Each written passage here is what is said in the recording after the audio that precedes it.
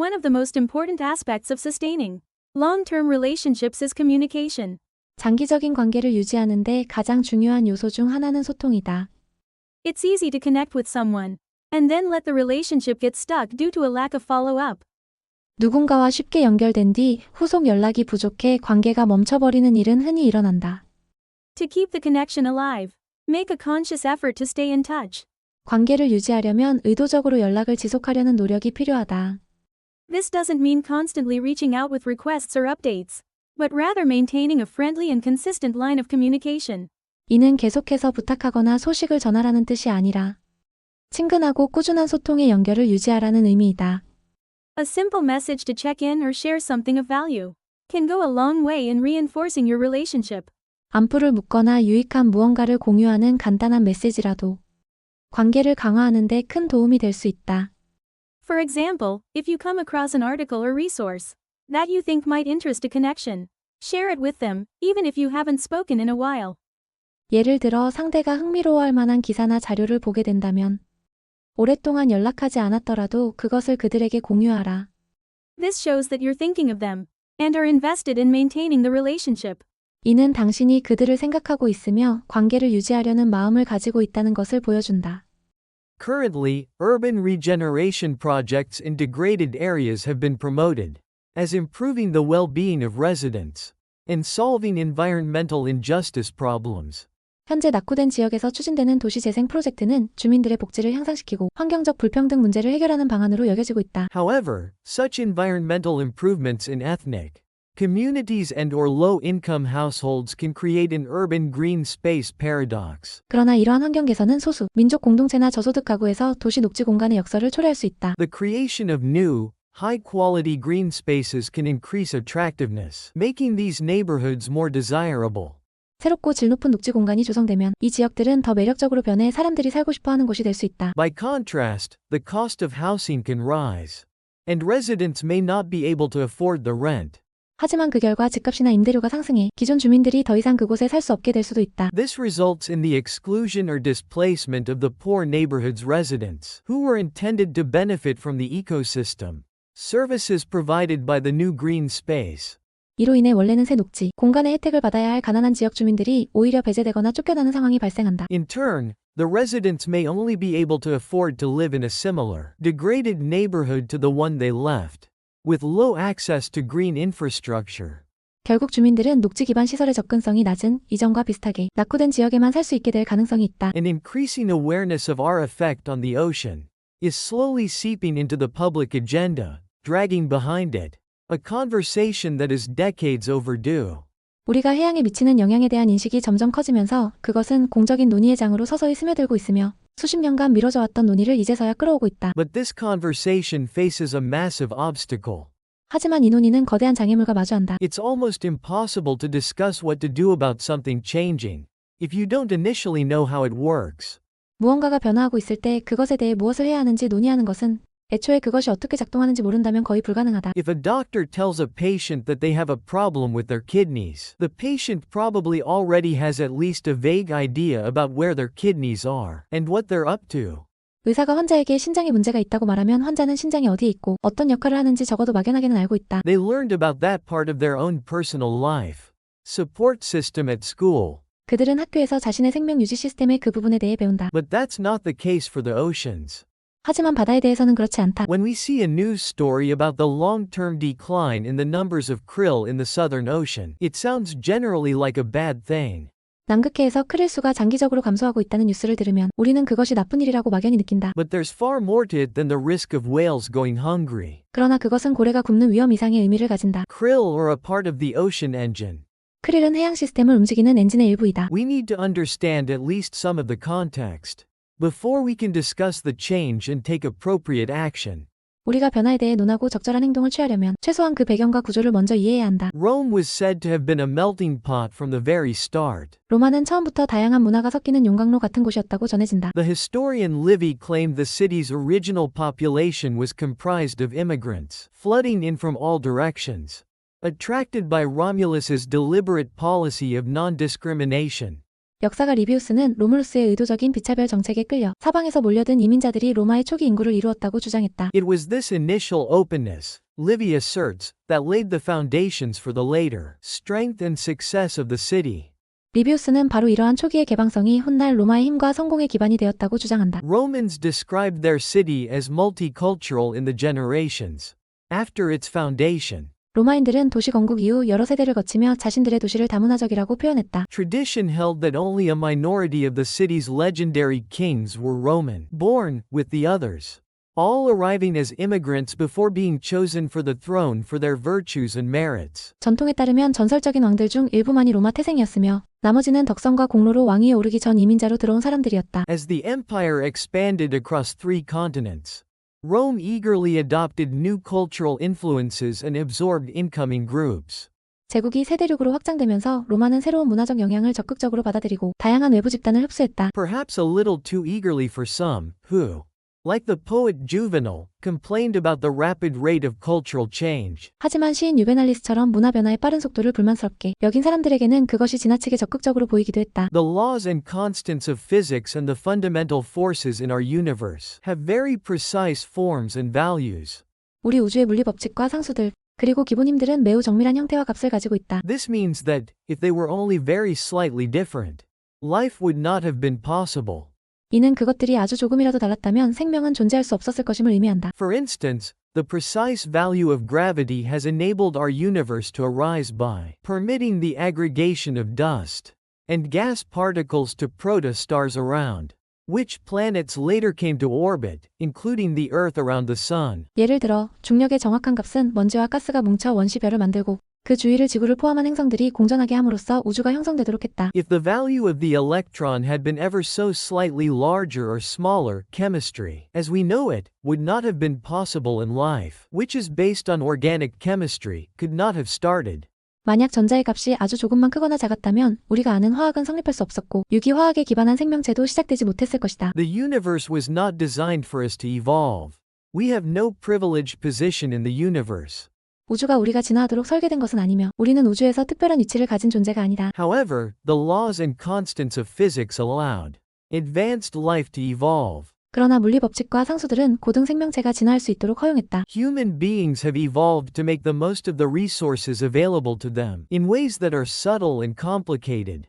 인간은 자신이 사용할 수 있는 자원을 미묘하고 복잡한 방식으로 최대한 활용하도록 진화해왔다. When we change our diets, especially when we do so quickly, we are effectively conducting huge experiments in nutrition. 우리가 식단을 바꿀 때, 특히 그것이 빠르게 이루어질 때, 우리는 사실상 거대한 영양 실험을 하고 있는 셈이다. We ought to have more humility. 우리는 더 겸손해질 필요가 있다. Nutritional science is still young, and there is so much we do not know. 영양과학은 아직 초기 단계이며 우리가 알지 못하는 것이 매우 많다. If we have eaten certain foods in certain ways for millennia, we should assume until it is proven otherwise, that there is probably a good reason why. 우리가 수천 년 동안 특정 음식을 특정 방식으로 먹어왔다면 그것이 틀렸다고 증명되기 전까지는 그럴 만한 이유가 있다고 보는 것이 타당하다. Traditional foods that don't fit neatly on the contemporary dietary food plate should generally be chosen over highly processed ones that do. 현대식 식단 기준에 딱 들어맞지 않는 전통 음식은 오히려 그 기준에 꼭 맞는 고도로 가공된 음식보다 우선 고려될 필요가 있다. We should assume that traditionally made fatty blood sausages are preferable to lean, factory-made salamis that spoonfuls of honey are superior to sprinkles of sweeteners. 우리는 전통 방식으로 만든 지방이 많은 선지, 소시지가 지방을 뺀 공장식 살라미보다 더 낫다고, 꿀 한 숟갈이 인공 감미료보다 더 낫다고 생각해야 한다. Witnessing how poorly traditional societies are faring as they undergo a nutrition transition should make those who have already completed it question whether their diets have moved too far. 전통 사회가 식습관의 전환을 겪으며 얼마나 나쁜 결과를 겪고 있는지를 본 사람이라면 자신들의 식단이 너무 멀리 나아간 것이 아닌지 의문을 가져야 한다. While convenience and technology are crucial, they are not the only factors driving General Z's financial decisions. 편리함과 기술이 중요하긴 하지만 그것만이 지세대의 금융 선택을 결정짓는 요소는 아니다. This generation is incredibly values-driven, and they want to bank with institutions that match their personal beliefs and values. 이 세대는 매우 가치 중심적이며 자신들의 신념과 가치에 맞는 금융기관과 거래하길 원한다. Transparency is vital. 투명성은 매우 중요하다. Gen Z is skeptical of large corporations and institutions that lack accountability. 지세대는 책임성이 부족한 대기업이나 기관에 대해 회의적이다. They have grown up in a world where information is freely available, and they expect complete transparency from the brands they support. 그들은 정보가 자유롭게 공개된 세상에서 자라났고 자신이 지지하는 브랜드에게 완전한 투명성을 기대한다. Banks, for example, must clearly communicate fees, terms, and conditions, as well as how they handle customers' data. 예를 들어 은행은 수수료나 약관뿐 아니라 고객 데이터를 어떻게 다루는지도 명확히 알려야 한다. Moreover, ethical banking practices are more important than ever. 게다가 윤리적인 금융 관행은 그 어느 때보다 중요해졌다. Gen Z cares about the environment, social justice, and the ethical implications of their financial decisions. 지세대는 환경 문제, 사회적 정의, 그리고 자신들의 금융 선택이 미치는 윤리적 영향을 중요하게 여긴다. They are interested in sustainable investing, supporting businesses that match their values, and ensuring that their money is not being used to fund harmful practices. 그들은 지속 가능한 투자나 자신의 가치에 맞는 기업을 지지하는 일, 그리고 자신의 돈이 해로운 행동을 지원하는 데 쓰이지 않도록 하는 데 관심이 있다. Banks that offer socially responsible investment opportunities and are committed to environmental sustainability will attract General Z's attention. 사회적으로 책임 있는 투자 기회를 제공하고 환경적 지속 가능성에 전념하는 은행은 지세대에 관심을 얻게 될 것이다. Myths aren't only stories. 통념은 단지 이야기만을 의미하는 것이 아니다. For example, a well-known myth that persists today is the supposed high iron content in spinach. 예를 들어 오늘날까지도 널리 퍼져 있는 통념 중 하나는 시금치에 철분이 많이 들어있다는 믿음이다. This is a legend that dates back to 1890 and originates from a simple miscalculation by physiologist Gustav von Bunge. 이 믿음은 1890년으로 거슬러 올라가며 생리학자 구스타프 폰 붕게의 단순한 계산 실수에서 비롯되었다. He accurately determined that 100 grams of spinach contained 35 milligrams of iron, but he was analyzing dried spinach, which held 10 times more iron than the same amount of fresh leafy greens. 그는 시금치 100g에 철분 35mg이 들어있다고 정확히 계산했지만 그가 분석한 것은 생시금치가 아니라 철분이 10배 더 농축된 말린 시금치였다. Although the error was swiftly corrected, the correction was just as swiftly forgotten. 비록 그 오류는 금방 수정되었지만 그 수정 사실 역시 빠르게 잊혀졌다. The myth had taken hold. 그 통념은 이미 굳건히 자리를 잡았다. Popeye, who gained superhuman strength from the leafy greens and defended himself with iron fists, contributed to its endurance, and even today, some nearly 150 years later, parents the world over use this tale to try to persuade their children into eating the healthy vegetable. 시금치를 먹고 초인적인 힘을 얻고 강철, 같은 주먹을 사용하는 뽀빠이 같은 캐릭터가 이런 믿음을 더 오래 지속시키는 데 기여했고 오늘날에도 150년 가까이 지난 지금 전 세계 부모들이 아이들에게 시금치를 먹이기 위해 이 이야기를 사용한다. The technical term often used to describe animals' judgment of numbers is the approximate number system. 동물들이 수량을 판단하는 방식을 설명할 때 흔히 사용되는 전문 용어는 어림수 체계이다. What it does not provide is precision. 그러나 이 체계는 정확성을 제공하지는 않는다. It shows, and this is the same in every species tested, a characteristic pattern of errors, with discrimination becoming less accurate as the quantities get bigger. 이 체계는 시험된 모든 종에서 동일하게 나타나는 특징적인 오류 양상을 보이는데 수량이 커질수록 구별 능력이 떨어진다. Rhesus monkeys can tell 1 from 2, 2 from 3, 3 from 4, 4 from 5, but start to fail from 5 upwards. 예를 들어 붉은털 원숭이는 1과 2, 2와 3, 3과 4, 4와 5는 구별할 수 있지만 5 이상부터는 구별에 실패하기 시작한다. Rats that learned to press a lever a given number of times, from 4 up to 24, became markedly less and less precise in their responses as the number increased. 쥐들에게 4번부터 24번까지 정해진 횟수만큼 레버를 누르도록 훈련시키면 숫자가 커질수록 반응이 눈에 띄게 부정확해진다. By the top end of the range, they would merely produce a spread of numbers around the target. 숫자가 가장 큰 구간에 이르면 쥐들은 목표 숫자 주변에서 다양한 수치를 내놓을 뿐 정확히 맞추지 못한다. It is a common observation that, when testing the accuracy of animals' number sense, the size of the numbers matters. 동물의 수 감각의 정확성을 측정할 때 숫자의 크기가 중요하다는 것은 일반적인 관찰 결과이다. Despite the cultural trope depicting emotions as the opposite of rational thought, cognition, what we commonly refer to as thinking, is actually a key building block of emotion. 감정을 이성적 사고의 반대로 묘사하는 문화적 인식과는 달리 우리가 흔히 생각이라고 부르는 인지는 실제로 감정의 핵심 구성 요소이다. How we think about our circumstances shapes the emotions we experience. Then those emotions echo back to influence how we think. 우리가 자신의 상황을 어떻게 생각하느냐가 우리가 느끼는 감정을 만든 뒤 그 감정은 다시 우리의 사고방식에 영향을 미친다. For instance, If you walk into a test thinking you are bad at taking tests, your anxiety will be increased. 예를 들어 시험을 보러 들어가면서 자신은 시험을 못 본다고 생각하면 불안감이 더 커진다. Then you don't feel good about your performance on the test. And that becomes evidence for continuing to think that you're bad at test taking. 그러면 시험에서의 자신의 수행이 좋지 않다고 느끼게 되고 그것은 자신이 시험을 못 본다는 생각을 계속 유지하게 만드는 근거가 된다. In this way, emotion often travels far away from reason. 이런 방식으로 감정은 종종 이성과 멀어지게 된다. This bidirectionality of cognition and emotion allows us to adjust difficult emotions by changing the way we think. 인지와 감정이 서로 영향을 주고받는 이러한 양방향성은 우리가 생각 방식을 바꿈으로써 감정을 조절할 수 있게 한다. By thinking differently, I get nervous sometimes. But I'm still a good test taker. Or that nervous feeling is just excitement and anticipation. It means I'm ready. You can work those pathways to your advantage. 예를 들어 나는 가끔 긴장하지만 그래도 시험을 잘 보는 사람이다. 혹은 이 긴장은 단지 기대와 준비가 되었다는 신호일 뿐이라고 생각함으로써 우리는 이러한 인지의 길을 자신에게 유리하게 사용할 수 있다. What is the capabilities approach? CA, and why would lawyers passionate about animal justice care about it? 능력 접근법이란 무엇이며 왜 동물 정의에 관심이 많은 법률가들이 그것에 주목할까? It is easy to say what it is not. 이것이 무엇이 아닌지를 설명하는 것이 더 쉽다. The CA does not rank animals by likeness to humans, or seek special privileges for those considered most like us, as do some other popular theoretical approaches. 능력 접근법은 다른 이론들처럼 동물이 인간과 얼마나 비슷한지를 기준으로 서열을 매기거나 인간과 닮았다고 여겨지는 동물에게 특별한 권리를 주려 하지 않는다. The CA has concern for the finch, and the pig as much as the whale and the elephant.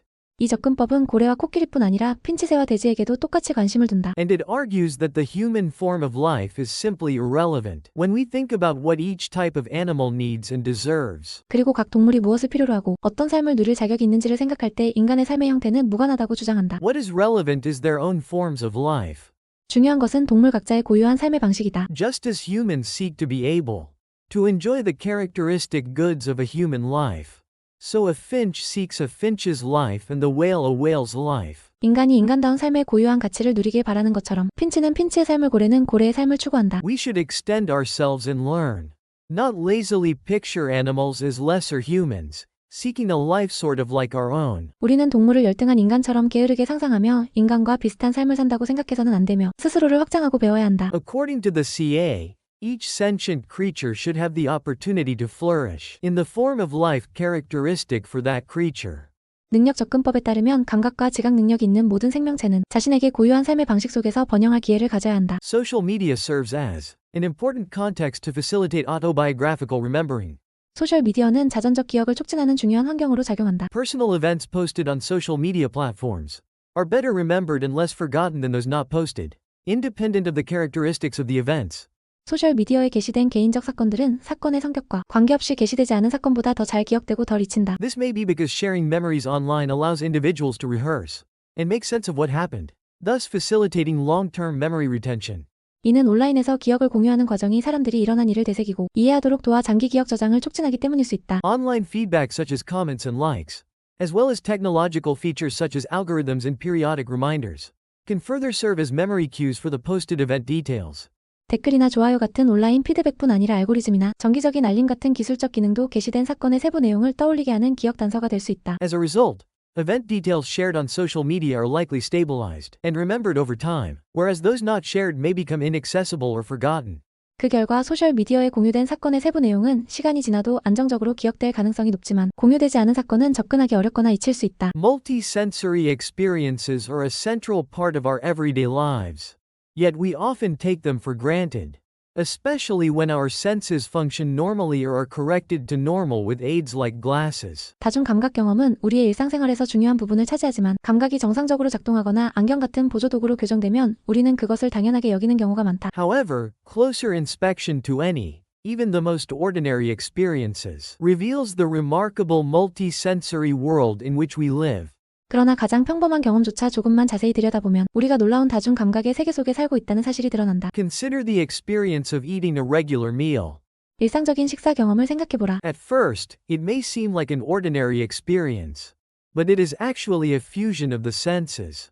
처음에는 평범한 경험처럼 보일 수 있지만 실제로는 여러 감각이 결합된 경험이다. We first eat with our eyes. But we are also exposed to countless sensory signals that influence our eating experience, such as food textures, tastes, and smells. 우리는 먼저 눈으로 음식을 먹지만 음식의 질감, 맛, 냄새 등 식사 경험에 영향을 주는 수많은 감각 신호에 동시에 노출된다. And it does not stop there. 그리고 그것은 거기서 끝나지 않는다. Even the sounds that come both from the atmospheres in which we eat, and our interactions with the food, and the tools we use to eat influence our eating experience. 우리가 식사하는 공간에서 들리는 소리나 음식을 씹는 소리, 식사 도구를 사용할 때 나는 소리 역시 우리의 식사 경험에 영향을 준다. As children, the principle of opposites is foreign. 어린 시절에는 반대의 개념 자체가 낯설다. Children perceive words and their meanings separately from each other. 아이들은 단어와 그 의미를 서로 연결하지 못하고 따로 인식한다. It is only in later development that we understand that individual words directly connect to one another. 개인이 성장하면서 비로소 단어들이 서로 직접 연결된다는 것을 이해하게 된다. For many children, for instance, it is not clear that right is the opposite of left. 예를 들어 많은 아이들에게는 오른쪽이 왼쪽의 반대라는 것이 분명하지 않다. A vivid example of this can be seen when children learn to ride a bicycle. 이러한 모습은 아이들이 자전거를 배울 때 뚜렷하게 나타난다. If parents tell their child don't go to the left, they will often find that the child will continue riding straight ahead and not automatically turn to the right. 부모가 왼쪽으로 가지 말라고 말해도 아이는 종종 앞으로 계속 직진할 뿐 자동으로 오른쪽으로 방향을 틀지 않는다. The same applies to the logical connection between yes and no, as perceived by parents. 예와 아니오의 논리적인 관계도 부모가 기대하는 것과 달리 아이들에게는 동일하게 어렵다. When we were children and were told, for example, no, don't eat with your hands, we were confused and didn't know what our parents expected from us. 우리도 어릴 때 안 돼, 손으로 먹지 말라는 말을 들으면 무엇을 해야 하는지 몰라서 혼란스러웠다. Our confusion was about whether we should continue eating or not, and if so, how. 우리는 계속 먹어야 하는지, 먹는다면 어떻게 먹어야 하는지를 몰라 혼란스러웠다. Only later did we recognize the connection and understand that we should continue eating, but not with our hands but with a fork or a spoon. 나중이 되어서야 우리는 그 의미를 이해했고, 손이 아니라 포크나 숟가락으로 계속 먹어야 한다는 것을 알게 되었다. Humans are not the most social animal. 인간은 가장 사회적인 동물이 아니다. Ants, bees, and termites put humanity to shame on many metrics of sociality. 개미, 벌, 흰개미는 사회성의 많은 기준에서 인간을 부끄럽게 만들 정도로 뛰어나다. A wide variety of relatives live together with perfectly harmonious behavior and collectively care for their young. 이들 곤충은 다양한 개체들이 함께 살며 완벽한 조화 속에서 행동하고 새끼들을 함께 돌본다. But while insect colonies are impressively social places, it's not our kind of social life. 하지만 곤충 군집의 사회성은 인상적이지만 인간의 사회생활과는 다르다. Bees always build hexagonal hives. Ants march in lines, and termites move in zigzag formations. 벌은 항상 육각형 벌집을 만들고 개미는 줄지어 이동하며 흰개미는 지그재그 형태로 움직인다. These patterns recur predictably, because they are tightly programmed genetically and propelled pheromonally. 이러한 행동들은 유전적으로 정교하게 프로그램되어 있고 페로몬에 의해 작동함으로 예측 가능하게 반복된다. We humans are more free, less tightly programmed genetically. So our social patterns can be more diverse and dynamic. 인간은 더 자유롭고 유전에 덜 묵혀있기 때문에 사회적 행동 양식이 훨씬 다양하고 역동적일 수 있다. Every group dances a slightly different dance. And these choreographies change across generations. 모든 집단은 조금씩 다른 방식으로 행동하며 그러한 사회적 움직임은 세대가 바뀌면서 변한다. We still think and act in ways that are in harmony with others around us. But it is through patterns that are more shaped by nurture, not just nature. 우리는 여전히 타인과 조화를 이루는 방식으로 생각하고 행동하지만 그 방식은 본성뿐 아니라 양육과 환경에 의해 더 많이 형성된다. Those who purchase the goods of a company are called customers. 기업의 물건을 구매하는 사람들을 고객이라고 부른다. Individuals who purchase goods for personal use are called consumers, beings who consume. 개인적인 용도로 물건을 구매하는 사람들은 소비자, 즉 소비하는 존재라고 불린다. Therefore, companies have invented multiple ways to ensure that their customers consume the produced items in larger and larger quantities and more frequently. 따라서 기업들은 고객이 자신들의 제품을 더 많이 그리고 더 자주 소비하도록 만들기 위해 다양한 방법을 고안해왔다. Those who sell food have an easy time, for food is literally consumed, so there is always a need to purchase new food. 음식을 파는 사람들은 비교적 쉽다. 왜냐하면 음식은 실제로 사라져버리기 때문에 항상 새 음식을 사야 하기 때문이다. But with more permanent things, Companies must invent reasons for their customers to continue to consume them. 하지만 더 오래 사용할 수 있는 물건의 경우 기업은 사람들이 계속해서 그것을 소비하게 만들 이유를 만들어내야 한다. One approach is to make the stuff that people already have outdated by convincing them that it is no longer fashionable. 한 가지 방법은 사람들이 이미 가지고 있는 물건이 더 이상 유행하지 않는다고 느끼게 하여 그것을 구식으로 만드는 것이다. The entire fashion industry is built to convince people that fashion matters, so they must purchase new clothing, even though the old is still perfectly functionable.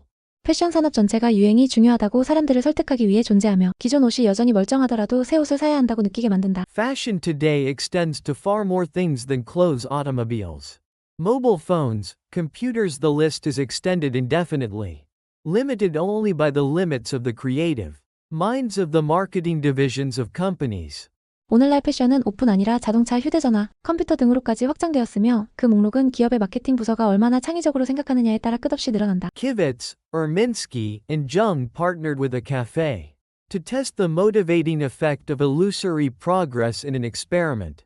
키베츠, 우르민스키, 정은 착각된 진전이 동기부여에 어떤 영향을 미치는지를 실험하기 위해 한 카페와 협력했다. Customers received a reward card that offered one free coffee after they'd bought 10. 고객들은 커피 10잔을 구매하면 한 잔을 무료로 제공받을 수 있는 리워드 카드를 받았다. While half of the customers received a card with 10 open slots, the other half got a card with 12 open slots.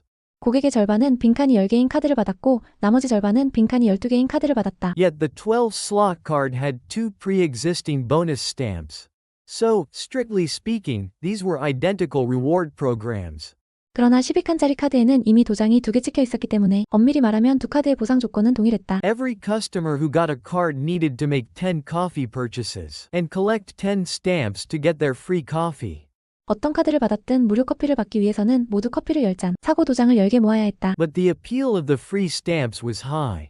하지만 이미 찍혀있던 도장은 큰 매력으로 작용했다. People who thought they'd gotten a head start came back to the cafe more often, filling in their reward card more quickly than the others. 시작부터 앞섰다고 느낀 사람들은 카페를 더 자주 방문했고 다른 사람들보다 더 빨리 리워드 카드를 채웠다. When the card came with 2 out of 12 slots already filled, it felt to customers like they were already 16% finished with the goal before they'd even started. 12칸 중 2칸이 이미 채워진 카드가 주어졌을 때 고객들은 시작도 전에 목표의 약 16%를 달성한 것처럼 느꼈다. Believing they were closer to the reward, they were more motivated to reach the finish line. 자신이 보상에 더 가까워졌다고 믿었기에 사람들은 목표를 끝내려는 동기를 더 강하게 느꼈다. Creativity is the ability to generate novel and valuable ideas.